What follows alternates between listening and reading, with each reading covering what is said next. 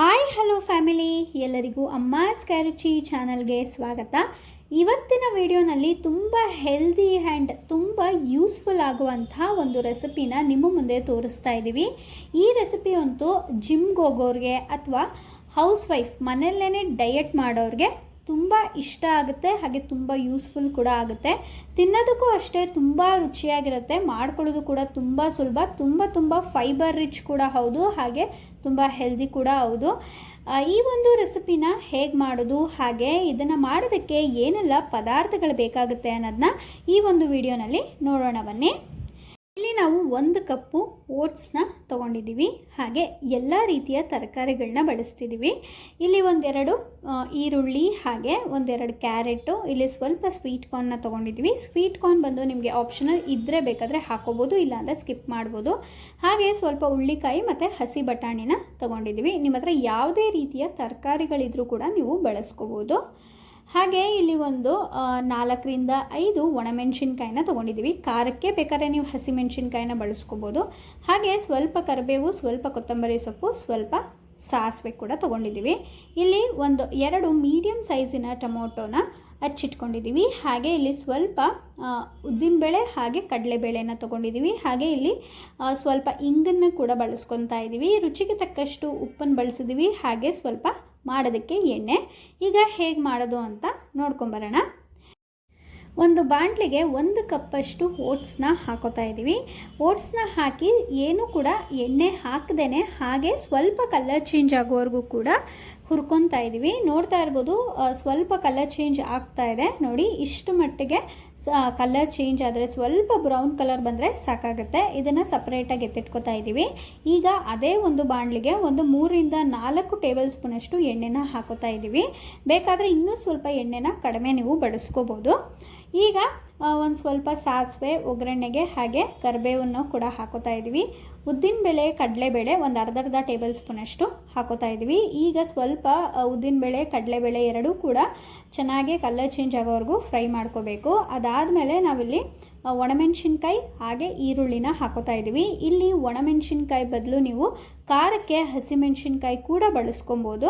ಹಾಗೆ ಈರುಳ್ಳಿ ಸ್ವಲ್ಪ ಕೆಂಪಗಾಗೋವರೆಗೂ ಕೂಡ ಚೆನ್ನಾಗಿ ಫ್ರೈ ಮಾಡ್ಕೊಳ್ಳಿ. ಈರುಳ್ಳಿ ಸ್ವಲ್ಪ ಚೆನ್ನಾಗಿ ಫ್ರೈ ಆದಮೇಲೆ ಇಲ್ಲಿ ನಾವು ಟೊಮ್ಯಾಟೊನೂ ಕೂಡ ಹಾಕೋತಾ ಇದ್ದೀವಿ. ಟೊಮ್ಯಾಟೊ ದೊಡ್ಡ ಸೈಜ್ದು ಅಂದರೆ 1 ಹಾಕ್ಕೊಳ್ಳಿ, ಇಲ್ಲ ಚಿಕ್ಕ ಸೈಜ್ದು ಅಂದರೆ 2 ಹಾಕೋಬೋದು. ಟೊಮ್ಯಾಟೊನೂ ಕೂಡ ಸ್ವಲ್ಪ ಚೆನ್ನಾಗಿ ಫ್ರೈ ಆಗಬೇಕು. ಹಾಗೆ ಒಂದು ಸ್ವಲ್ಪ ಉಪ್ಪನ್ನು ಹಾಕಿ ಚೆನ್ನಾಗಿ ಫ್ರೈ ಮಾಡ್ಕೊಳ್ಳಿ. ಉಪ್ಪು ಹಾಕೊಳ್ಳೋದ್ರಿಂದ ಟೊಮ್ಯಾಟೊ ಸ್ವಲ್ಪ ಬೇಗ ಬೇಯುತ್ತೆ, ಆ ಕಾರಣದಿಂದ. ಅದಾದಮೇಲೆ ನಾವಿಲ್ಲಿ ಹುಳ್ಳಿಕಾಯಿ, ಕ್ಯಾರೆಟು, ಬಟಾಣಿ ಹಾಗೆ ಸ್ವೀಟ್ ಕಾರ್ನ್ನ ಹಾಕೋತಾ ಇದ್ದೀವಿ. ಯಾವುದೇ ರೀತಿಯ ತರಕಾರಿಗಳಿದ್ರೂ ನೀವು ಹಾಕೋಬೋದು. ಹಾಗೆ ಇಲ್ಲಿ ನೀವು ಮಶ್ರೂಮ್ನು ಕೂಡ ಹಾಕೋಬೋದು, ಹಾಗೆ ಪನ್ನೀರ್ನೂ ಹಾಕೋಬೋದು, ಇಲ್ಲ ನಿಮ್ಮ ಹತ್ರ ಬ್ರಾಕ್ಲಿ ಇದ್ದರೆ ಬ್ರಾಕ್ಲಿನೂ ಕೂಡ ಹಾಕೋಬೋದು. ತುಂಬ ಚೆನ್ನಾಗಿರುತ್ತೆ. ಈಗ ತರಕಾರಿಗಳೆಲ್ಲ ಸ್ವಲ್ಪ ಫ್ರೈ ಮಾಡಿ ಎಣ್ಣೆಯಲ್ಲಿ ಇದನ್ನು ಸ್ವಲ್ಪ ಬೇಯೋದಕ್ಕೆ ಬಿಡಬೇಕಾಗತ್ತೆ. ಒಂದು 5 ನಿಮಿಷ ತಟ್ಟೆ ಮುಚ್ಚಿ ಬೇಯಿಸ್ಕೊಳ್ಳಿ. ಈಗ ಇದಕ್ಕೆ ಸ್ವಲ್ಪ ಒಂದು 1/4 ಲೋಟದಷ್ಟು ನೀರನ್ನು ಹಾಕ್ಕೊಳ್ಳೋಣ. ನೀರು ಹಾಕಿದ್ರೆ ಸ್ವಲ್ಪ ತರಕಾರಿ ಬೇಗ ಬೇಯುತ್ತೆ, ಆ ಕಾರಣದಿಂದ ಒಂದು 1/4 ಲೋಟ ಹಾಕ್ಕೊಂಡ್ರೆ ಸಾಕಾಗತ್ತೆ. ಈಗ ಇದನ್ನು ಸ್ವಲ್ಪ ಚೆನ್ನಾಗಿ ಮಿಕ್ಸ್ ಮಾಡಿ ಒಂದು ತಟ್ಟೆ ಮುಚ್ಚಿ ಒಂದು 5 ನಿಮಿಷ ಹಾಗೆ ಬಿಡೋಣ. ಈಗ ಒಂದು 5 ನಿಮಿಷ ಆದಮೇಲೆ ನಾವು ಓಪನ್ ಮಾಡ್ತೀವಿ. ನೋಡ್ಬೋದು ಎಲ್ಲ ತರಕಾರಿಗಳನ್ನೂ ಕೂಡ ತುಂಬ ಚೆನ್ನಾಗೇ ಬೆಂದಿದೆ.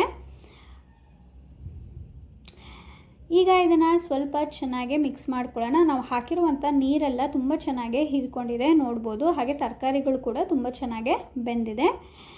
ಇದಕ್ಕೆ ನಾವೀಗ ಯಾವ ಬಟ್ಲಲ್ಲಿ ಓಟ್ಸ್ನ ತೊಗೊಂಡಿದ್ವೋ ಅದೇ ಬಟ್ಲಿನ ಕ್ವಾಂಟಿಟಿನಲ್ಲಿ 1 ಕಪ್ಪು ಓಟ್ಸ್ಗೆ 2 ಕಪ್ಪಷ್ಟು ನೀರನ್ನು ಹಾಕ್ಕೊಂಡಿದ್ದೀವಿ. ಇಲ್ಲಿ ನಾವು ಒಂದು 2ರಿಗೆ ಆಗೋಷ್ಟು ಕ್ವಾಂಟಿಟಿನಲ್ಲಿ ಮಾಡ್ಕೋತಾ ಇದ್ದೀವಿ. ನಿಮ್ಮ ಮನೇಲಿ ಏನಾದರೂ ಜಾಸ್ತಿ ಜನ ಇದ್ದು ಹೆಚ್ಚಿಗೆ ಕ್ವಾಂಟಿಟಿಯಲ್ಲಿ ಮಾಡ್ಕೋತಾ ಇದ್ದರೆ ನೀವು ಇನ್ನೊಂದು ಸ್ವಲ್ಪ ನಾವು ತೋರಿಸಿರುವಂಥ ಇಂಗ್ರೀಡಿಯೆಂಟ್ಸ್ನ ಇನ್ನೊಂದು ಸ್ವಲ್ಪ ಹೆಚ್ಚಿಗೆ ಬಳಸ್ಕೊಂಡು ಮಾಡ್ಕೋಬೋದು. ನೀರು ಹಾಕಿದ್ಮೇಲೆ ಸ್ವಲ್ಪ ರುಚಿಗೆ ತಕ್ಕಷ್ಟು ಉಪ್ಪನ್ನು ಕೂಡ ಹಾಕ್ಕೊಳ್ಳಿ. ಮೊದಲೇ ನಾವು ತರಕಾರಿಗಳಿಗೆ ಉಪ್ಪು ಹಾಕಿರೋದ್ರಿಂದ ಉಪ್ಪನ್ನು ಸ್ವಲ್ಪ ನೋಡ್ಕೊಂಡು ಹಾಕ್ಕೊಳ್ಳಿ. ನೀರು ಚೆನ್ನಾಗಿ ಕುದಿ ಬಂದ ಮೇಲೆ ಇಲ್ಲಿ ನಾವು 1 ಕಪ್ಪಷ್ಟು ಓಟ್ಸ್ನ ಹಾಕೋತಾ ಇದ್ದೀವಿ. ಮಾಮೂಲಿ ನೀವು ಉಪ್ಪಿಟ್ಟು ಮಾಡಬೇಕಾದ್ರೆ ನೀರಿಗೆ ಹೇಗೆ ಕುದಿಯೋ ನೀರಿಗೆ ರವೆ ಹಾಕಿ ಮಿಕ್ಸ್ ಮಾಡಿದಾಗ ಗಟ್ಟಿಯಾಗುತ್ತಲ್ಲ, ಅದೇ ಥರನೇ ಅಷ್ಟೇ ಓಟ್ಸು ಕೂಡ ಹಾಕಿದ್ಮೇಲೆ ಗಟ್ಟಿ ಆಗ್ತಾ ಬರುತ್ತೆ. ಆದರೆ ನೀವು ಇಲ್ಲಿ ಚೆನ್ನಾಗಿ ಬೇಯಿಸ್ಕೋಬೇಕು. ಇದು ಸ್ವಲ್ಪ ಕುದೀತಾ ನಾವು ಹಾಕಿರುವಂಥ ಓಟ್ಸು ಗಟ್ಟಿ ಆಗ್ತಾ ಬರುತ್ತೆ. ಇಲ್ಲಿ ನಾವು ಓಟ್ಸ್ನ ಸ್ವಲ್ಪ ಕಡಿಮೆ ಹಾಕಿ ತರಕಾರಿಗಳನ್ನ ಜಾಸ್ತಿ ಹಾಕ್ಕೊಂಡಿದ್ದೀವಿ. ನೀವು ಬೇಕಾದರೆ ತರಕಾರಿಗಳನ್ನ ಸ್ವಲ್ಪ ಕಡಿಮೆ ಹಾಕ್ಕೊಂಡು ಓಟ್ಸ್ನ ಕೂಡ ಜಾಸ್ತಿ ಹಾಕೋಬೋದು. ಇಲ್ಲ ಹೆಚ್ಚಿಗೆ ಫೈಬರ್ ತಿನ್ನಬೇಕು ಅನ್ನೋರು ನಾವು ತೋರಿಸಿರೋ ಥರ ಮಾಡ್ಕೊಳ್ಳಿ, ತುಂಬ ಚೆನ್ನಾಗಿರುತ್ತೆ. ನೋಡಿ, ಆಗಲೇ ನಾನು ನಿಮ್ಗೆ ಹೇಳ್ದಂಗೆ ಚೆನ್ನಾಗಿ ಬೇಯಿಸ್ಕೊತ ಕುದೀತಾ ಎಷ್ಟು ಗಟ್ಟಿಗಾಗಿದೆ. ಈಗ ಕೊನೆಯದಾಗಿ ಸ್ವಲ್ಪ ಕೊತ್ತಂಬರಿ ಸೊಪ್ಪು ಹಾಕಿ ಮಿಕ್ಸ್ ಮಾಡಿ ಸರ್ವ್ ಮಾಡಿದ್ರೆ ಆಯಿತು. ತುಂಬ ರುಚಿಯಾಗಿರುತ್ತೆ. ಇದನ್ನು ನೀವು ಬಿಸಿ ಬಿಸಿ ತಿನ್ನಬೇಕು. ಬಿಸಿ ಬಿಸಿ ತಿಂದರೆ ಸಖತ್ತಾಗಿರುತ್ತೆ ಟೇಸ್ಟ್ ಮಾತ್ರ. ಹಾಗೆ ಇಲ್ಲಿ ನಾವು ಎಲ್ಲ ಥರ ತರಕಾರಿಗಳನ್ನ ಬಳಸಿ ಮಾಡಿರೋದ್ರಿಂದ ತುಂಬ ಹೆಲ್ದಿ, ಇದು ತುಂಬ ಫೈಬರ್ ರಿಚ್ ಇರುವಂಥ ಒಂದು ಫುಡ್. ಇದು ಜಿಮ್ಗೆ ಹೋಗೋರಿಗೆ ಅಥವಾ ಡಯಟ್ ಮಾಡ್ತಿರೋರಿಗೆ ಮಾಡಿಸಿರುವಂಥ ಒಂದು ಓಟ್ಸ್ ಉಪ್ಪಿಟ್ಟು ರೆಸಿಪಿ ತುಂಬ ಡಿಫ್ರೆಂಟಾಗಿ ತುಂಬ ಟೇಸ್ಟಿಯಾಗಿ ತೋರಿಸ್ಕೊಂಡ್ಕೊಟ್ಟಿದ್ದೀವಿ.